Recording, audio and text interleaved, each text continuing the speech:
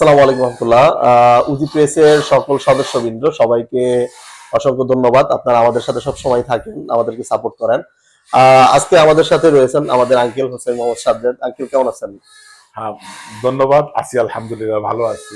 Uncle, ইদানিং কিছুদিন আগেই আমাদের বাংলাদেশি কমিউনিটির অনেক মানুষ ইতালির এই প্যারিস শহরে আপনার নির্বাচনে তারা পদপ্রার্থী ছিল এবং আমরা জানি যে কেউ আসলে পাশ করতে পারেনি। তো এই প্রসঙ্গে যদি আপনি কিছু বলেন। আসলে তো কিছুক্ষণ আগে আমাদের অন্য একটা অনুষ্ঠানে তো আমি বললামই জি, যে আসলে আমাদের মুসলমানদের সমস্যা হলো আমরা নিজের ক্ষতি করার জন্য আমরা বাড়াগড়ি হলো কুমির নিয়ে আসি, আর সেই কুমির তখন সবাইকে খাওয়া শুরু করে। ঠিক একই অবস্থা আমাদের এখানে হলো। আমাদের এক সিনিয়র ভাইকে যাতে উনি পাস না করতে পারে, বিভিন্ন ধরনের গ্রুপিং করে যাতে বাঙালিদের মধ্যে থেকে কেউ না আসতে পারে, এটা করে বিভিন্ন জনকে দাঁড় করানো হয়েছে, এমনকি পকেটে টাকা দিয়েও দাঁড় করানো হয়েছে, যার পরিপ্রেক্ষিতে যা হওয়ার তাই হয়েছে। কারণ বাঙালিদেরকে ভোট তো অন্য দেশে দেয় নাই। তাহলে আঙ্কেল এটার জন্য কি আমাদের কমিউনিটিতে কোনো ব্যাড ইমপ্যাক্ট করতে পারে? হ্যাঁ, অবশ্যই ব্যাড ইম্প্যাক্ট করছে। বিশেষ করে আমাদের যে মুরব্বিয়ানরা জানে না যায় না, তারা ইসলামকে সামনে নিয়ে আসছে। আসলে দেখে একটা খেয়াল রাখতে হবে, এটা হলো খ্রিস্টান কান্ট্রি, এটা আমাদের নিজস্ব দেশ নয়। যদি আমরা এখানে নাগরিকত্ব নিই, এটা ইউরোপিয়ান কান্ট্রি, এটা খ্রিস্টান কান্ট্রি, এটা মুসলিম কান্ট্রি নয়। এই জিনিসগুলো আপনাদেরকে অবশ্যই খেয়াল রাখতে হবে। আপনাদের মসজিদের দরকার, মসজিদ প্রয়োজন, কিন্তু তার জন্য আপনার কয়টা ভোট মুসলিম ভোট আছে সেটা ফেসবুকে বা ইলেকশনে না বলাটা বেটার ছিল।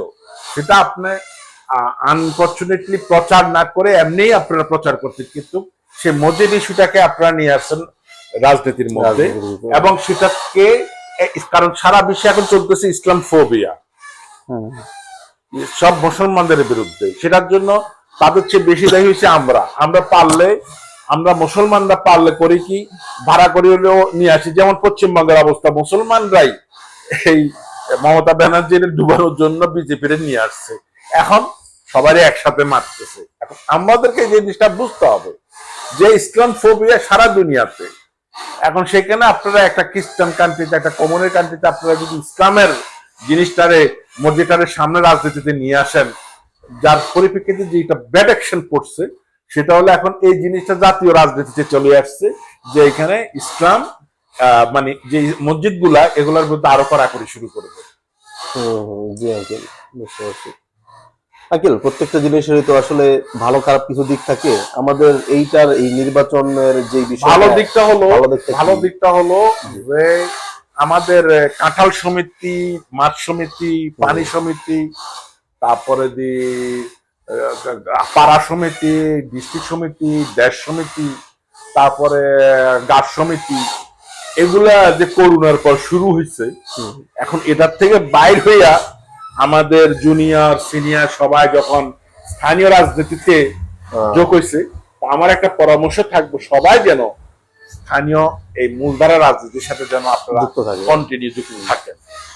ওকে আঙ্কেল, অসংখ্য ধন্যবাদ। আমাদের ভিডিও বড় হয়ে যেতেছে, তো আমরা পরবর্তী কোনো টপিক নিয়ে ইনশাআল্লাহ আঙ্কেলকে নিয়ে আবার আসবো। অবশ্যই ধন্যবাদ। আমার প্রতিটা কথারে ড্যানিশবাসীর কাছে আমার অনুরোধ, আমার কথাগুলোকে আপনারা নেগেটিভ দিবেন না। আমি যা বলেছি সবই বাস্তব। আমরা অনুরোধ করব, দলমত নির্বিশেষে সকল সমিতির বাদ দিয়ে একসাথে হন। আপনারা যেহেতু রাজনীতিতে আসছেন, মূলধারা রাজনীতিতে অনেক ভালো ব্যাপার, আপনারা কাজ করুন ভবিষ্যৎকে টার্গেট করে। আর আমাদের দুইজন ভাই, আমাদের দুইজন শিল্পপতি ভাই আছেন, ওনারাও একজন 2000 সালে করছেন। তো আমি আপনার দুনো ভাইকে বলবো, বিশেষ করে আমাদের নিয়ামুল ভাই এবং মনোয়ার ভাই, ওনার দুজনকে বলবো, আপনারা যেহেতু এখানে মূল দ্বারা রাজনীতির সাথে যুক্ত হয়েছেন, বাংলাদেশের রাজনীতি বাদ দিয়ে আপনারা এখানে রাজনীতি করুন। কারণ আপনাদের পয়সার অভাব নেই, আপনাদের অর্থের অভাব নাই, অর্থাৎ গাড়ি চলতে গেলে পেট্রোলের প্রয়োজন, সেই পেট্রোলটা আপনাদের যথাসাধ্য আছে। তো আপনাদের দুইজনের প্রতি আমার এই পরামর্শ থাকবে, আপনারা দুইজন সারব ভাই, মুরব্বী যারা আছেন, সবাই মিলে, যারা এই ইলেকশনে সবাই মিলে কাজ করুন ভবিষ্যতের জন্য। ইনশাল্লাহ আপনারা ভবিষ্যতে ভালো কিছু অবশ্যই আপনারা আসতে পারবেন ইনশাআল্লাহ। ওকে, ধন্যবাদ, সবাই ভালো থাকেন। আল্লাহ হাফেজ, আসসালামু আলাইকুম।